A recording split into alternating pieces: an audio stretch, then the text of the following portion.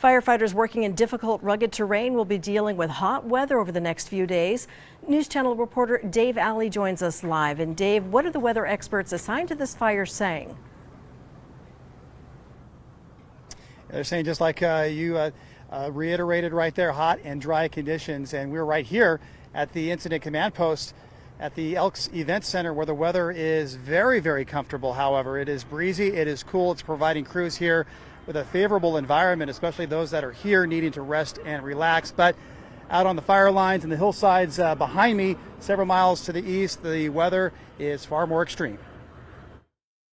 The sun beats down Tuesday along Highway 166, providing the Gifford Fire with favorable conditions, allowing it to burn. Temperatures are very warm out there, 80s to mid 90s. It's very dry out there. Humidity is down like 15–20%. As in any fire, weather here is playing an important role in the firefight.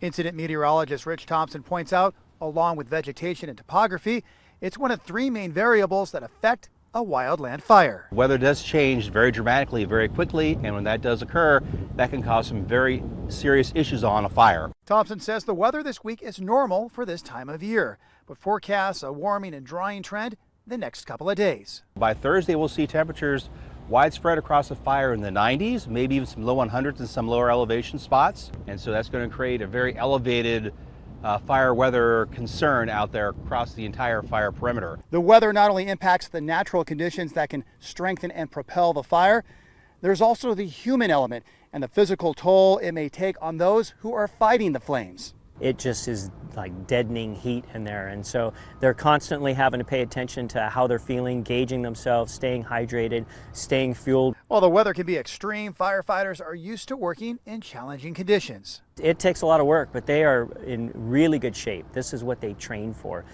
When we're not on fires, our crews are training in these mountains and in this terrain. Where crews will likely remain working in this similar weather for at least the next several days. A little bit cooler for the weekend, a little bit higher humidity, but still very elevated sort of fire weather conditions for the firefighters out there. The first part of next week, at least, still going to be very warm and dry across areas, so really no dramatic changes. Again, just very typical early August conditions here for this part of Southern California.